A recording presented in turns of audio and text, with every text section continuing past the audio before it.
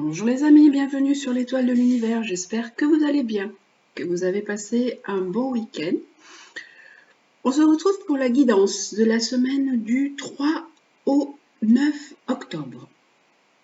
Alors j'ai déjà procédé au tirage, donc j'ai installé les pierres, les cartes, donc vous allez après donc choisir et on va commencer la guidance pour cette semaine avec une planète qui va nous accompagner. La planète qui nous accompagne cette semaine, c'est Mars. Alors, je ne sais pas si vous voyez bien Mars, voilà. Mars qui est une planète qui nous parle d'énergie, qui nous parle d'élan, d'action, d'activité. Mars est dans le Gémeaux en ce moment. Il est dans le Gémeaux jusqu'en 2023 et il nous demande d'être dans l'action, d'allier la parole et l'action. On peut également faire beaucoup de choses parce que Mars, avec le Gémeaux, on parle de beaucoup d'activités. Et Mars qui a cet élan, cette force, cette fougue, peut nous donner un surcroît d'activité. Mars en Gémeaux peut également donner des actions qui sont avec des paroles un petit peu des fois impulsives ou un peu incisives. Donc attention à ce que vous dites. Mars représente également l'homme, un homme jeune, ça peut également être aussi votre fils, si vous avez un grand-fils, ou l'amant, peut représenter l'amant. Donc ces jeux peuvent aussi s'appliquer à votre fils ou à votre côté sentimental. Donc il y a le tarot de Marseille qui nous donne une guidance, l'oracle de la triade et l'améthyste love oracle pour le côté sentimental. Nous avons 3 pierres, le cristal de roche, la pierre de lune, rose, et hop, elle est tombée, l'améthyste violette. Donc voilà, vous choisissez la pierre qui vous fait plaisir et on va voir quelle est la guidance pour la semaine appropriée à cette pierre. Vous prenez bien sûr ce qui est bon pour vous, ce qui résonne en vous. Vous le savez, c'est un tirage qui est général. Alors, si vous avez choisi le cristal de roche, nous avons l'impératrice. L'impératrice, qui est une carte qui nous parle de communication, de dialogue, qui peut parler de petits déplacements. C'est une carte qui peut également parler de stage, de formation. Donc cette semaine, il peut y avoir tout ce côté-là qui peut ressortir pour vous. Ça peut être également une nouvelle que vous attendez. Voilà, ça peut être une nouvelle aussi bien pour vous que pour votre fils, ou vous allez avoir une nouvelle, vous pouvez avoir aussi des nouvelles de votre amant. Nous avons une deuxième carte avec la triade, qui nous parle d'élévation. Alors, cette carte nous dit que vous attendez peut-être une nouvelle pour un travail, pour pouvoir changer de poste ou avoir une amélioration de poste, pour avancer, pour grandir. Ça peut être pour vous ou également pour un de vos enfants, hein, je vous le dis, puisque Mars peut représenter aussi le fils. Donc ça peut être cette semaine, vous êtes dans cette action. Il se peut aussi que vous soyez dans une action de recherche d'activité, de travail, de stage, de formation. Et il y a les nouvelles qui vont arriver pour vous pour pouvoir vous élever, pour pouvoir grandir. D'un point de vue sentimental, qu'est-ce que nous avons? Nous avons une belle relation en fait, puisque nous avons l'attraction, l'alchimie, une belle attirance mutuelle entre vous et l'être aimé et votre partenaire. Et nous avons, par contre, il y a quand même, malgré cette belle attraction, cet amour, cette alchimie qui est là, il y a un manque de dialogue. Donc d'où peut-être cette carte de l'impératrice au départ qui nous dit mettez de la communication cette semaine. Vous manquez Vous manquez de contact avec votre partenaire, manque de dialogue. Vous êtes un petit peu parfois dans la solitude, dans le silence, vous vous renfermez, vous vous isolez. Alors qu'en fait, il y a entre vous, on voit hein, avec tous ces petits cœurs, il y a vraiment beaucoup d'amour et beaucoup de sentiments. Donc remettez de la communication entre vous. Pour vous qui avez choisi la pierre de lune, alors avec la pierre de lune, nous avons avec le tarot de Marseille la lune. Alors la lune peut nous parler d'angoisse, peut nous parler de dépression, peut être anxieux dans les émotions. Ça parle également de créativité, ça peut parler d'intuition aussi, ou de choses dont on vous a parlé qui peuvent un peu vous chagriner. Avec la lune. La lune, c'est également la mer, donc cette semaine aussi, il peut y avoir quelque chose où peut-être vous êtes dans les émotions par rapport à la mer. Ça peut également représenter votre maman, le côté maternel, ou vous en tant que maman qui pouvez être plus inquiète. Et on a les illusions. Alors, peut-être vous, en fait, avec ces deux cartes, la lune et les illusions, vous êtes dans le flou. Vous nagez un peu, hein, vous savez pas trop où vous en êtes, vous êtes un peu perdu et vos émotions peuvent vous submerger. Et vous avez tendance peut-être à rêver, à vous leurrer un peu, vous vous faites des illusions avec cette carte-là. Hein, vous n'êtes pas vraiment dans la réalité. Vous êtes avec l'âge de Neptune au milieu. Neptune, c'est le flou, c'est l'irréel, il se peut que vous soyez également dans un traitement, puisque Mars peut indiquer des actions, des initiatives. Vous pouvez avoir pris l'initiative de prendre un traitement pour vous aider, pour vous soutenir si vous vous sentez pas bien, si vous êtes dans les émotions. Du côté sentimental, nous avons un homme qui est là, qui est présent, et on nous dit qu'il peut y avoir une réconciliation. On a la carte de l'amour et paix.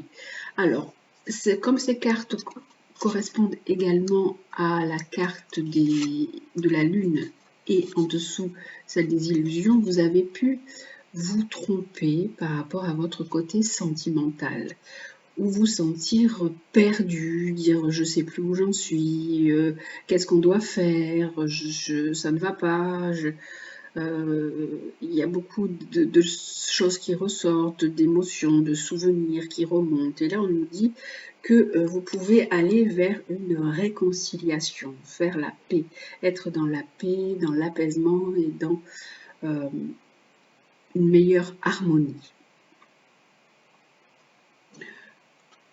Avec l'améthyste. Alors, avec l'améthyste qui est là, nous avons, avec la carte du tarot de Marseille, des choix.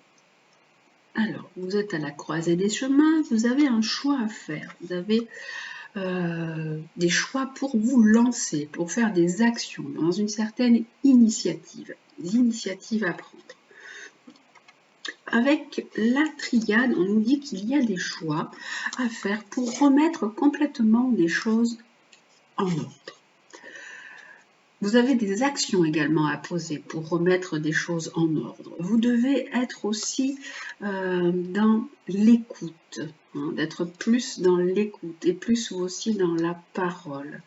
Les choses à remettre en place. Ça peut être également des choses à remettre en place d'un point de vue également sentimental, puisque l'amoureux peut parfois également parler du côté sentimental. Et vous pouvez également avoir des nouvelles de votre amoureux. Avec l'améthyste Love Oracle, du côté sentimental, nous avons un homme qui est là, hein, donc vous pouvez avoir des choix à faire, remettre des choses en place par rapport à des actions et des projets que vous aviez peut-être laissé de côté et qu'il faut relancer. Et là également, c'est peut-être pas des choix par rapport à un homme, hein, que vous ne savez pas trop où vous en êtes. Hein. Et on nous dit qu'en fait, avec cet homme, c'est une relation qui est karmique. C'est un lien que vous avez qui date de longtemps. Vous devez sentir qu'avec cette personne, vous avez des affinités qui sont profondes, même si des fois vous hésitez un petit peu, mais il y a quelque chose, un lien qui vous retient. Et c'est quelque chose qui vient du karma, qui vient de vos vies précédentes, et donc vous sentez que ce lien, malgré tout, est là et reste important. Voilà donc pour le tirage général et pour la guidance pour cette semaine. Et sur hop, ça, on va voir avec les cartes de la loi d'attraction, qu'est-ce qui vous est conseillé pour cette semaine? Alors, avec les cartes de la loi d'attraction, qu'est-ce qu'il vous est conseillé de faire cette semaine? Alors, hop, je vais tourner.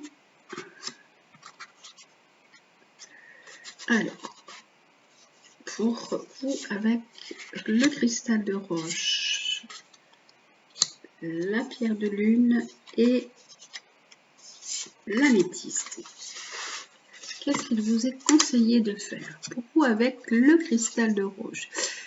Alors, on nous dit, quand je suis reliée à l'esprit, j'éprouve un sentiment de certitude, de grandeur et de facilité qui m'était jusqu'alors inconnu. Le conseil qui vous est donné est de vous relier à l'univers, au grand tout, d'être dans la confiance, de faire confiance. Quand vous êtes dans cette confiance, vous éprouvez un sentiment de certitude, de grandeur, de facilité qui vous est jusqu'alors inconnu. Vous pouvez également vous connecter à vos anges gardiens qui sont là, qui sont toujours là pour vous protéger. Donc, connectez-vous à l'univers, à vos anges gardiens, aux personnes avec qui parfois peut-être vous communiquez. Et vous saurez qu'ils sont là, qu'ils vous protègent et que vous pouvez avoir confiance. Donc, faites confiance à ce qui se passe. Pour vous, avec la pierre de lune, avec la pierre de lune, je ne sais pas si mon écran s'est éteint. Je suis désolée si mon écran s'est éteint, je n'avais pas vu.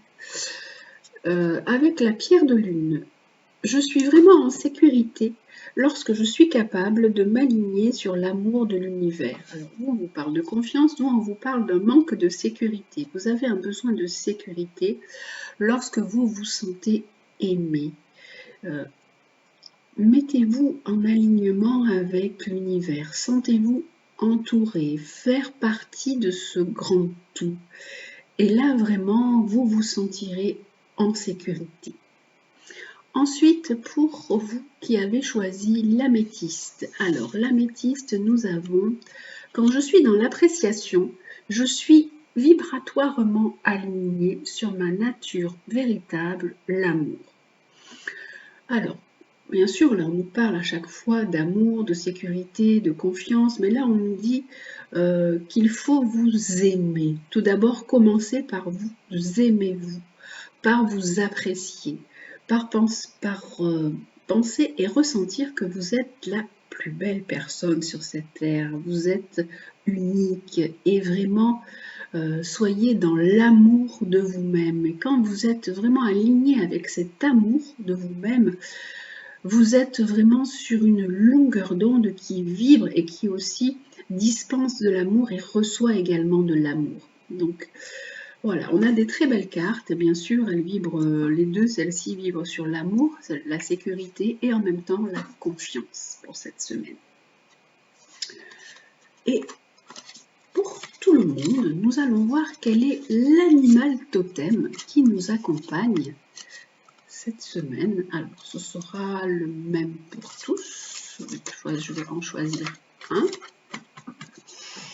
Alors, cette semaine, l'animal guide, quel est-il? Alors, quel est l'animal guide pour cette semaine du 3 au 9 octobre?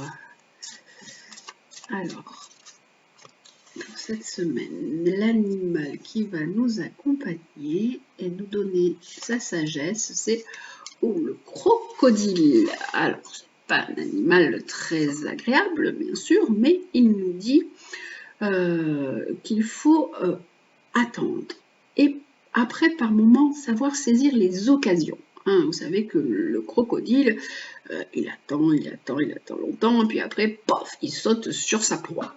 Donc, c'est ce qu'il faut faire. En fait, on nous dit qu'il y a des enseignements pour l'instant à assimiler dans la vie et qu'il faut prendre ce temps pour assimiler des choses et après pouvoir foncer lorsque les occasions se présentent. C'est bien ce qui nous était dit avec Mars, puisque Mars, on nous parle d'action. Alors, c'est le crocodile ou l'alligator, vraiment, il représente l'assimilation, la digestion, il représente les connaissances enfouies. Et donc, votre guide alligator, cette semaine, il vous demande d'attendre avant de passer à l'action, quand même de réfléchir, de vous poser avant de passer à l'action. On a Mars qui est là, qui dit qu'il faut agir, mais l'alligator dit oui, d'accord, il faut agir, mais il faut réfléchir quand même. Hein. Surtout ne pas réagir brusquement, parce que comme je vous ai dit que tout à l'heure, Mars, parfois c'est l'impulsivité, c'est on fonce tête baissée sans regarder, hop, oh, on se calme là quand même. Votre énergie et votre pouvoir sont grands, alors il faut vraiment choisir le moment qui est opportun avec l'alligator. S'ils ne sont pas canalisés, en fait, si vous ne canalisez pas votre énergie avec l'alligator, eh bien, vous pourrez faire du mal ou même blesser quelqu'un par rapport à vos actions qui sont trop vives. Est-ce que vous ressentez de la colère ? De la frustration? Est-ce qu'il y a des souvenirs un peu traumatisants qui remontent, qui vous hantent et qui vous empêchent d'avancer? On vous dit, quelles sont les mémoires? Posez-vous un peu cette question. Quelles sont les mémoires limitantes qui vous bloquent? On a tous des croyances limitantes. On vous dit, quelles sont ces croyances qui vous empêchent d'avancer? Pourquoi vous croyez à ça alors qu'en fait, souvent on se dit « ouais, je suis nul, je suis pas capable, je peux pas faire, non, j'y arriverai pas, j'ai pas assez de talent » ou même si on vous propose un travail, souvent on se place en position en dessous et on se dit « j'y arriverai pas ». Bon, après on a beaucoup de craintes aussi, mais c'est des craintes et de doutes. Donc, quelles sont vos mémoires limitantes? Quelles sont vos croyances limitantes? Qu'est-ce qui fait que parfois vous n'arrivez pas à avancer? Qu'est-ce qui vous empêche d'avancer? L'alligator, là, il sait qu'il faut du temps pour éliminer. Il y a des ressentis qui ont pu se cristalliser en vous, qui ont pu être vraiment ancrés en vous depuis longtemps. Donc, il vous propose également de réfléchir sur ça, sur ces croyances que vous avez ancrées en vous et qui n'ont plus lieu d'être. Et elles ont pu aussi se cristalliser dans votre corps. Parfois, quand on croit des choses, et même fermement, on rumine, il y a des choses qui peuvent se marquer dans notre corps, se cristalliser dans notre corps et ressortir sur certaines façons, par exemple des mal au dos, des calculs, quand on calcule trop, des problèmes, des calculs au rein, ou certaines choses qui peuvent ressortir de cette façon quand on cristallise beaucoup. Donc, en fait, l'alligator, il sait que la souffrance, en fait, elle l'enferme dans une forme de psychorigidité. On vous dit de lâcher sur ce côté trop rigide, peut-être dans lequel vous êtes par rapport à vous, dans le jugement aussi. Vous devez faire preuve donc de plus de souplesse, arrêter d'avoir des jugements trop durs envers vous et aussi envers les autres. Soyez, comme tout à l'heure, on vous disait avec les cartes de... voilà, avec la carte de tout à l'heure, on vous disait que vous deviez être dans l'appréciation, dans l'amour de vous-même. Soyez dans cet amour de vous-même pour pouvoir aller après dans l'amour et vers l'amour des autres. En fait, en ce moment, il y a, même tout le temps, on est tout le temps en train d'apprendre, hein, nous ne sommes que des élèves, on a des leçons qui sont en cours d'assimilation. Donc, il faut laisser de côté votre impulsivité. Même là, si on a Mars qui vous dit d'agir, on vous dit oui, agissez, d'accord, mais sans impulsivité, sans agressivité. il faut développer votre patience, développer votre sagesse. Alors vraiment, cette puissance, parce que l'alligator, il est quand même puissant, une fois qu'il tient quelque chose, qu'il tient une proie, il ne la lâche plus, hein. Votre puissance créative, elle pourra s'exprimer sans retenue et sans danger. Voilà ce qui nous est proposé avec l'alligator.